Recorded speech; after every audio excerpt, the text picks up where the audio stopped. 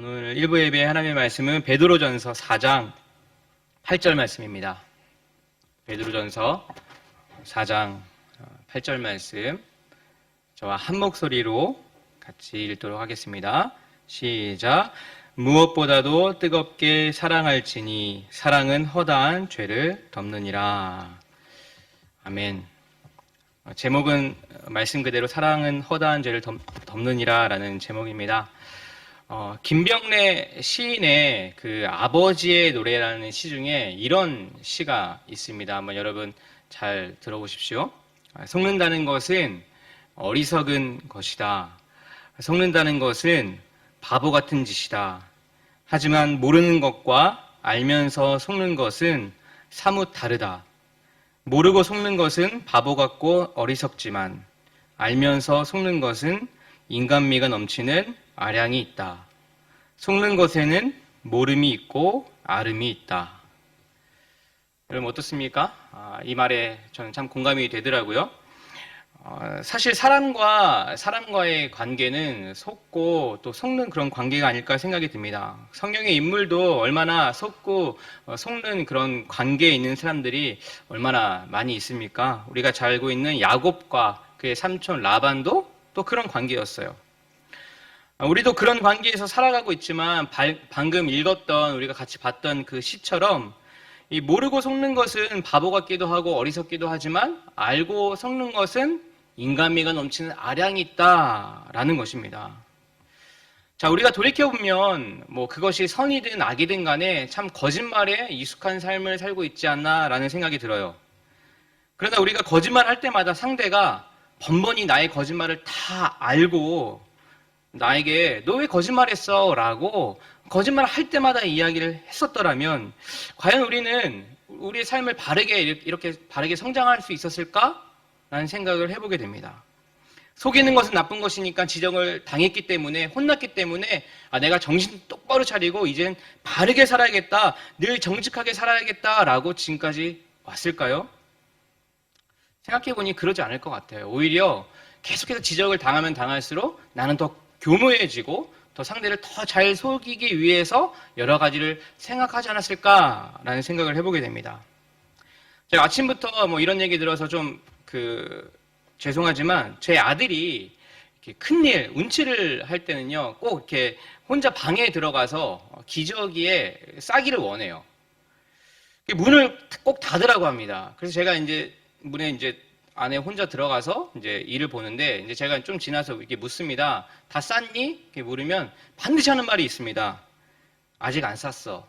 그렇게 물어요. 그렇게 이야기합니다. 그래서 제가 좀 더 지나서 또 묻습니다. 다 쌌니? 라고 물으면 아직 안 쌌어. 이렇게 약간 감정이 들어가서 대답을 이렇게 합니다. 근데 사실은 이미 쌌어요. 제가 그 표정 보고 그 냄새가 다 나니까 금방 알지 않습니까? 그런데 제가 그것에 대해서 수치심이 있기 때문에 우리 아들이 거짓말을 하는 거죠.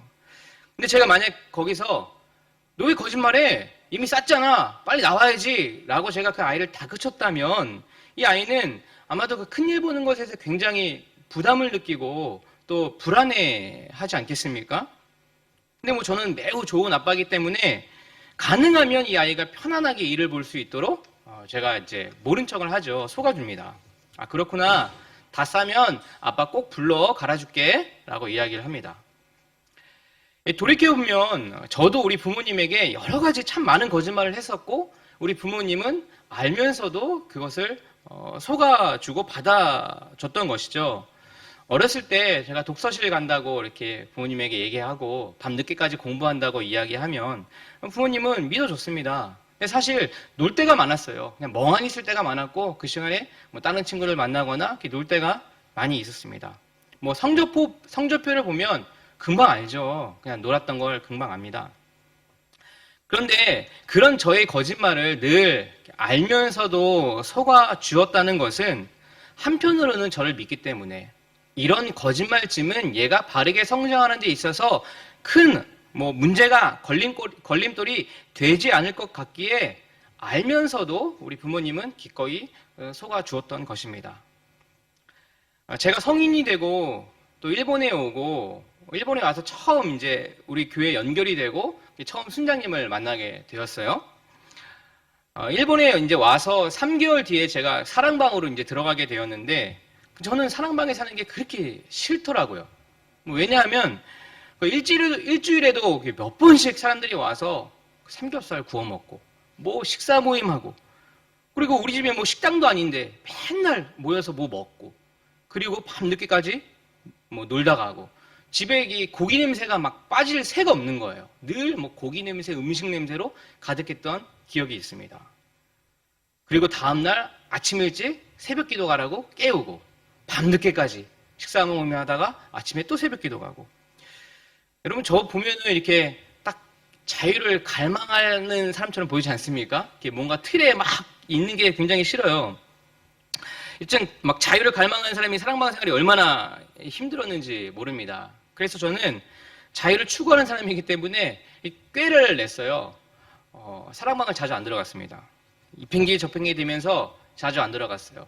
공부한다고, 뭐 시험 있다고, 중요한 일 해야 된다고, 모여서 해야 된다고 이야기하면서 사랑방을 자주 안 들어갔습니다. 물론 거짓말이었죠. 친구 집에서 밤새 놀고, 밤새 이야기하고, 이렇게 자주 했어요. 근데 그걸 우리 순장님이요, 같이 살았는데 그걸 몰랐을까요? 알았죠. 왜냐면 순장님도 똑같이 그랬기 때문에 다 압니다. 이야기만 들어도. 근데 사실 그렇게 속이고 거짓말하고 사랑방 안 들어가고 밖에 노는 저의 마음도 사실 편치 않았어요. 1년이 다 돼가는 그 일본 생활이 그때도 잘 적응하기가 참 어려웠고 매일매일 학업과 아르바이트를 병행해야 하는 그런 상황에서 육신도 또 정신도 굉장히 피곤하고 또 지치다 보니 방황을 하게 되었던 거죠. 근데 어느 날 그 힘든 마음이 막 최고로 다다랐을 때였어요. 이거 진짜 못 살겠다. 이런 그런 마음이 있었을 때에 아침에 이제 사랑방에서 눈을 딱 뜨니까 제 머리맡에 편지가 한 장이 있는 거예요. 이것도 우리 순장님이 놓으셨구나. 웬 또 편지를 놓으셨나 하면서 제가 이제 그 편지를 들고 일본 학교를 갔습니다. 사실 제가 그때 20대 후반이었고 우리 순장님은 30대 후반이었는데 20대, 30대 남자끼리 편지를 쓰고 주고받는 것은 사실 너무 좀 이렇게 닭살 돋는 일이잖아요.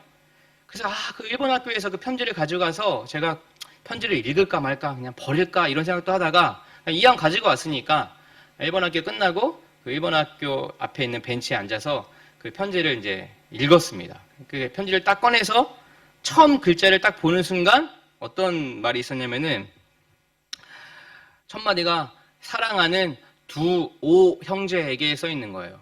제 이름이 두호잖아요. 원두호잖아요. 근데 두오 형제에게라고 되어 있는 거예요. 한 1년 지났거든요. 근데 우리 순장님이 이름을 아직도 두오라고 이렇게 알고 있었던 거예요. 그냥 버려버릴까? 이런 생각도 있었습니다. 근데 제가 마지막까지 읽는데요. 정말 눈물 없이는 읽을 수 없는 그런 말들이 주절주절 다 써 있는 거예요. 제가 그 편지를 읽으면서 일본 학교 앞에서 그 벤치에 앉아서 20대 후반 청년이 펑펑 울었습니다. 내가 아닌다고 했잖아 하면서 막 울면서 그 편지를 읽었어요. 근데 그 편지를 읽으면서요, 제 마음이 이렇게 부드러워지는 그런 느낌을 받게 되었습니다. 그때부터 제가 마음이 참 많이 변했던 것 같아요. 그때부터 이렇게 신앙생활을 쭉 잘 해오고 있는 것 같습니다. 저희 순장님이 만약에 제가 핑계대고 사랑방을 안 들어가고 자꾸 이렇게 밖에서 겉돌고 이러면 그런 것들을 다 알고 있었음에도 불구하고 저한테 속아주지 않았더라면, 모른 척 해주지 않았더라면 아마도 지금의 저는 여기에 없지 않을까 이런 생각을 해보게 됩니다. 생각해보면 우리 하나님께서도 우리의 수많은 그런 죄들을 못 본 척 하실 때가 참 많은 것 같아요. 일일이 그것들 다 지적하지 않으시고 정죄하지 않으시고 이렇게 묵묵하게 기다려 주시는 하나님을 보게 됩니다. 요한복음 6장 64절에 이렇게 말씀합니다. 그러나 너희 가운데는 믿지 않는 사람들이 있다. 처음부터 예수께서는 믿지 않는 사람이 누구이며 자기를 넘겨줄 사람이 누구인지를 알고 계셨던 것이다. 우리 예수님은 처음부터 다 알고 계셨습니다. 누가 나를 믿고 있는지, 누가 나를 팔아넘길지 처음부터 다 알고 계셨어요. 그럼에도 불구하고 예수님은 계속 속아주셨습니다. 주여 주여 주님을 따르던 그런 무리들이 주님을 따라왔지만 그들이 어느 순간 돌변하여서 예수 십자가에 못 박으라, 그런 것들을 이미 처음부터 다 알고 계셨음에도 불구하고 그들에게 오병이어를 베푸시고 그들을 고치시고 그들의 생명을 살려주셨어요. 3년 동안 동고동락했던 제자들 중에 누가 나를 동전 몇 푼에 팔아넘길 것을 다 아시면서도 유월절 만찬에는 그 제자의 발을 닦아주셨습니다. 삶을 돌아보면 알고도 속아주시고 알고도 눈 감아주실 때가 얼마나 많이 있었는지 모릅니다. 그러면서 우리도 이렇게 그냥 성장해 왔던 것이지요. 그렇게 우리가 성장해 왔다면, 그런 주님의 그 사랑으로 우리가 성장해 왔다면, 주님이 사람을 대하는 그런 방법이, 태도가 그런 것이라면 주님을 믿고 있는 저희들도 주님의 마음을 배워야 하지 않을까요? 알고도 속아줄 수 있는 그런 넉넉한 마음이 우리에게도 필요하지 않을까요?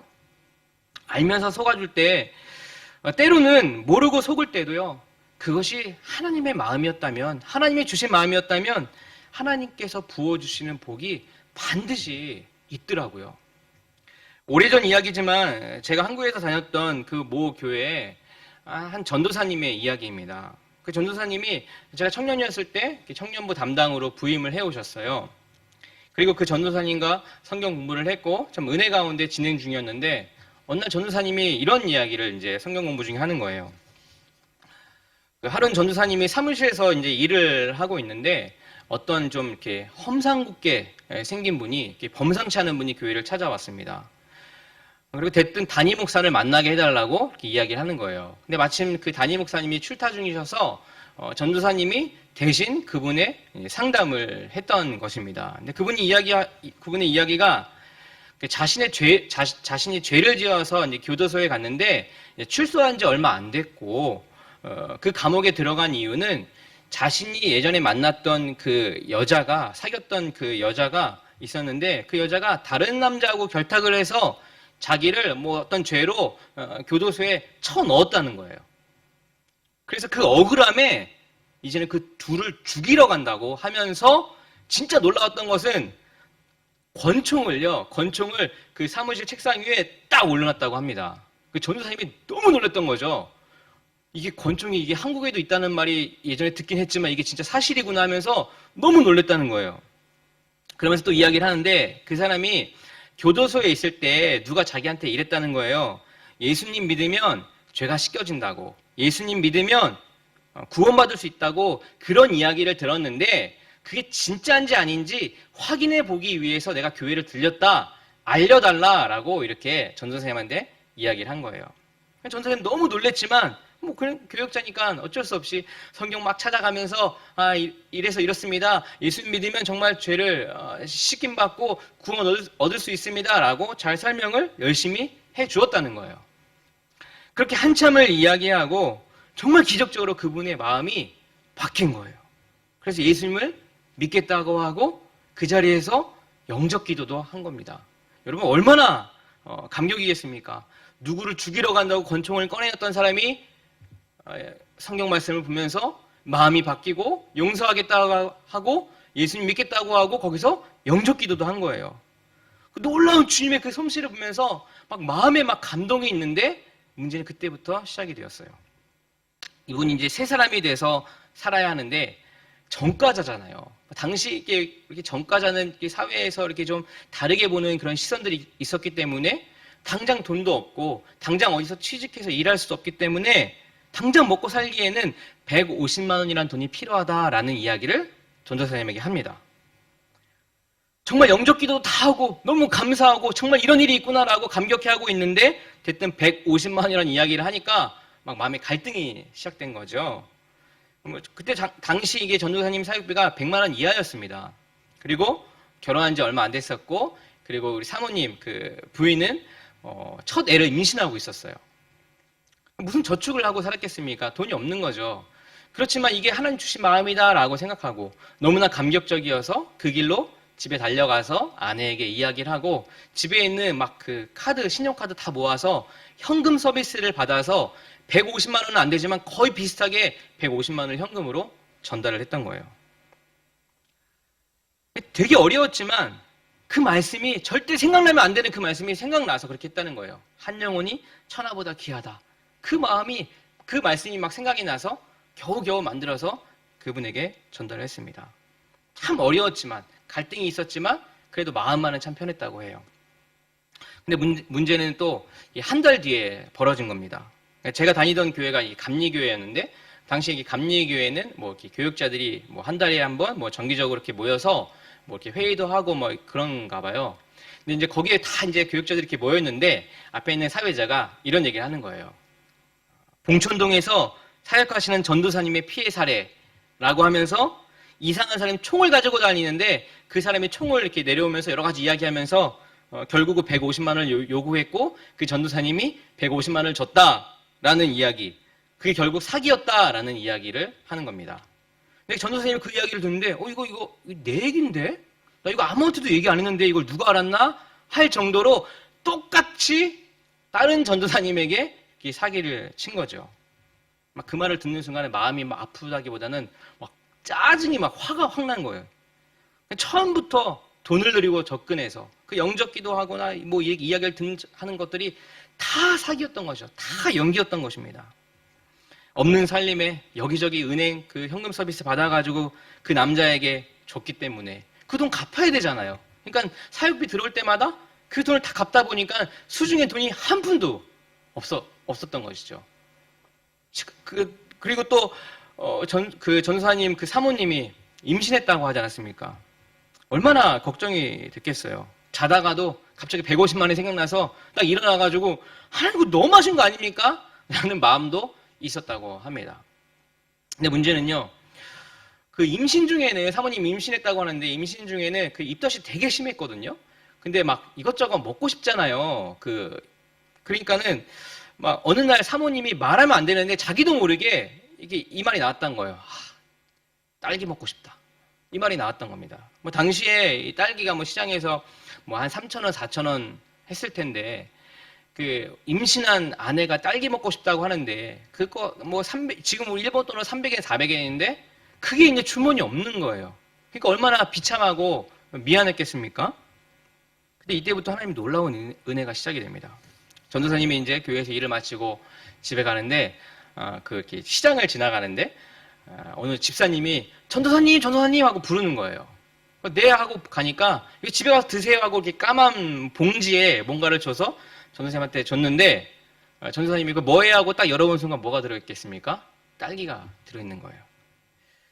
너무나 놀랬죠. 그러니까 어느 날은 이제 쌀이 떨어졌습니다. 근데 아침에 출근하려고 나가는데 문고리에 우리가 예전에 많이 했던 것들, 문고리에 쌀이 한 봉지가 걸려져 있는 거예요. 어느 날은 김치가 떨어졌습니다. 근데 나가려고 하는데 어김없이 문고리에 까만 봉다리에 김치가 들어있던 것입니다. 그날 부부가 눈물을 흘리면서 그 눈물의 김치를 먹었다고 해요. 근데 더 놀라운 일이 생겼어요. 어느 날 또 그 임신한 그 사모님이 메론이 먹고 싶다는 거예요. 사실 그 메론은요, 뭐 우리 같은 평민이 뭐 언제든지 먹을 수 있는 그런 귤 같은 존재가 아니잖아요. 메론은 굉장히 귀하고 값비싼 그런 과일입니다. 아무나 먹을 수 없잖아요. 근데 그 메론을 먹고 싶다고 하니까 얼마나 남편으로서는 얼마나 미안했겠어요. 근데 놀라운 일이 생겼습니다. 그때가 추수감사절 때였어요. 우리도 교회에 이렇게 추수감사절 때 여러 가지 과일을 앞에 이제 장식해 두고 이제 예배가 마치면 뭐 주위에 있는 이웃들, 뭐 독거노인들 그 과일들을 드리고 하는데, 이렇게 좀 깨지거나 이렇게 무른 것들은 좀 이렇게 누구에게 드리기가 죄송하니까 그때 당시에 이렇게 교역자들이 나눠서 그걸 가져갔다고 해요. 근데 이제 그냥 가져가긴 그러니까 공평성을 위해서 서로 이제 가위바위보를 했던 것이죠. 가위바위보를 해서 어쨌든 간에 뭐가 당첨이 돼가지고 그 박스채를 그냥 받아가지고 그냥 보지도 않고 집에 가지고 왔어요.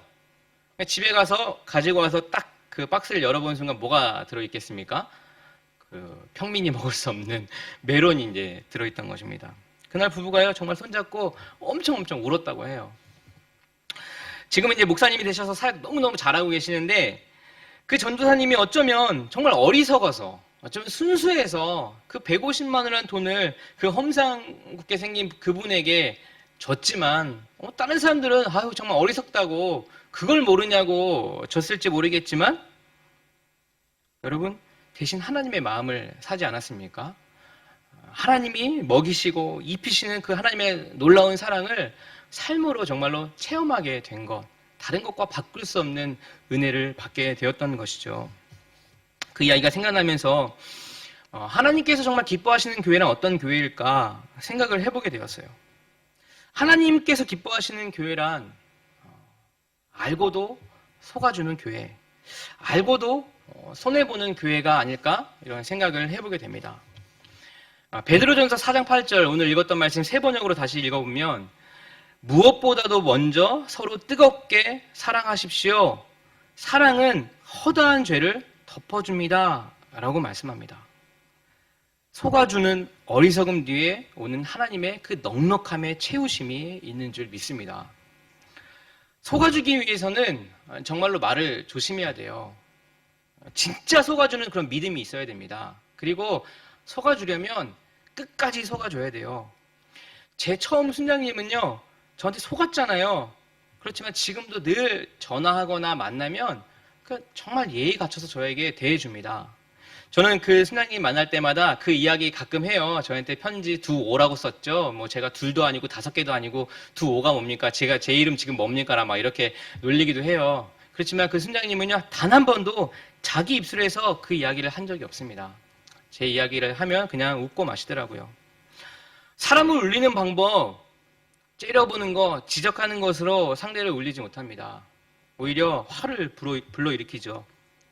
상대를 눈물을 흘리게 하는 방법은 째려보는 눈이 아니라 사랑과 관용입니다. 이런 말이 있어요. 친구의 사랑은 믿어주는 것이고 부모의 사랑은 속아주는 것이다. 그리고 교회의 사랑은, 이건 제가 지은 건데, 교회의 사랑은 손해보는 것이다 라는 것입니다. 마지막으로 제가 파 이야기를 하나 하려고 마치려고 합니다. 파. 김창옥 씨란 분이 막 여러 가지 연설을 많이 하는데 그분이 이 파에 대해서 인용을 하더라고요. 참 공감이 돼서 같이 여러분들하고 이렇게 소개를 하려고 하는데, 어느 섬에 가면은 굉장히 질 좋은 파가 아주 많이 이렇게 생산이 된다고 해요. 여기 사진에 나와 있죠. 보통 우리가 사진처럼 파를 먹을 때 이렇게 흰 부분을 많이 먹잖아요. 파란 부분도 물론 먹는 분 계시지만 대부분 음식점에서도 이 흰 쪽을 많이 사용한다고 해요. 근데 이 흰 쪽의 파가 좀 길고 좀 이렇게 튼실해야지 음식점에서도 일하기가 편하다고 합니다. 근데 그 지방에서요, 이 흰 부분이 다른 지방에 비해서 굉장히 길고 이 튼실한 파가 아주 많이 생산이 되는 섬이 있어요. 근데 왜 그렇게 질 좋은 파가 생산이 되는가라고 물어보니까 거기에는 몇 가지 다른 곳과 좀 다른 점이 있었던 것이죠. 이 파밭이 굉장히 많은데 이렇게 약간 파밭을 중간중간 도랑처럼 쭉 이렇게 다 파놨어요. 가운데를 파놓고 거기다가 이제 파를 심습니다. 이제 파를 심고 파가 이렇게 좀 흰 부분이 이렇게 나오기 시작하면 옆에 파놓았던 그 흙이 굉장히 부드러운 흙인데 그 흙을 파를 살살 자꾸 덮어주는 거예요. 나올 때마다 계속해서 끊임없이 아주 부드러운 흙으로 그 흰 부분을 덮어주니까 그 파가 점점 더 길어지고 흰 부분이 길어지고 굉장히 건강해진다는 겁니다. 그래서 그 섬에서 나오는 파가 우리나라 최고라고 해요. 제일 많이 생산하면서 질도 굉장히 좋은. 이야기를 들으면서요, 야, 이건 진짜 파 이야기가 아니구나. 이건 정말 우리의 삶의 이야기구나 라는 생각을 하게 됩니다. 여러분, 누구에게도 말하고 싶지 않은 우리들의 그런 컴플렉스가 있어요. 단점이 있습니다. 저도 있어요. 누군가 그거 이렇게 들춰내고 건들기만 하면은 참 막 마음이 힘들어지는 그런 단점들이 있어요. 컴플렉스가 있습니다. 상처가 있어요. 근데 그 부드러운 속살, 연약함, 컴플렉스를 누군가 정말 부드러운 흙처럼, 부드러운 손처럼 자꾸 덮어주니까 정말 제 자신 제가 알죠. 얼마나 보잘것없는 사람인지 너무나 잘 알지만 자꾸 부드러운 흙으로 덮어준 것처럼 자꾸 보살펴 주니까 이만큼 성장하게 된 것이고 목사도 된 것이고 또 이렇게 사역도 하게 된 것 아닌가 이런 생각을 해보게 됩니다. 우리 주님은 우리의 속살을 너무너무 잘 아시죠. 우리의 단점 너무너무 잘 아십니다. 하지만 정말 그 사랑으로 못 본 척 해주시고 모른 척 해주시고 또 돌아오기를 원하시고 일일이 심판 다 하시고 못 본 척 하시니까. 그리고 예수 그리스도의 그 보혈의 피로 우리의 죄를 차고 덮어주시니까 우리가 지금 이렇게 살고 있는 건 아니겠습니까? 우리의 부모님도 마찬가지죠. 그 부드러운 가슴으로 우리를 안아주고 덮어주셨기 때문에 저희들이 여기까지 온 것이 아닌가 싶습니다. 아까도 이야기했지만 친구의 사랑은 믿어주는 것이고 또 부모님의 사랑은 속아주는 것이고 그리고 교회의 사랑은 제가 지었는데 교회의 사랑은 손해보는 것이다 라는 것입니다. 여러분, 교회가 이익을 남기기 위해 교회를 세우겠습니까? 교회가 뭔가 이익을 남기기 위해서 선교사를 파송하겠습니까? 그렇지 않아요. 알고 보면 뭐 다른 표현이지만 교회는 손해보려고 다 그렇게 하는 것 아니겠습니까? 여러분들도 자식들에게 뭔가 이익을 얻으려고 노년에 뭔가 좀 노년을 준비하기 위해 자식들을 낳았습니까? 그렇지 않죠. 사랑하니까 아이들을 낳은 것이고 사랑하니까 손해보는 것이고 사랑하니까 모른 척 해주는 건 아니겠습니까? 사랑하는 여러분, 하나님께서 기뻐하시는 교회, 손해보는 것을 두려워하지 않는 교회, 예수님이 그러셨던 것처럼 하나님께서 그러셨던 것처럼 우리 사랑하는 부모님 우리에게 그러셨던 것처럼 부드러운 손으로 자꾸 덮어줄 때 마치 부드러운 흙으로 흰 부분 파를 자꾸 덮어줄 때 건강한 파가 생산이 되듯이 그런 우리 교회 자꾸 허물을 덮어주고 이해해주고 받아줄 수 있는 그런 교회가 되기를 바랍니다. 기도하겠습니다. 하나님 아버지, 주님의 그 사랑으로 주님의 그 예수 그리스도의 보혈의 피로 우리를 덮어줌으로 우리가 지금까지 자라왔고 성장해 왔음을 믿고 감사합니다. 주님의 마음이 그것이라면 주님이 나를 향해 그런 사랑을 베푸셨다면 주님을 믿고 있는 저희들도 그런 사랑을 감당할 수 있도록 그런 넉넉한 마음이 있을 수 있도록 주님 붙들어 주시고 인도하여 주시옵소서. 주님께서 사랑하시고 주님께서 기뻐하시는 교회가 될 수 있도록 하나님 넉넉한 마음을 허락하여 주시옵소서. 감사드리며 예수님의 이름으로 기도합니다. 아멘.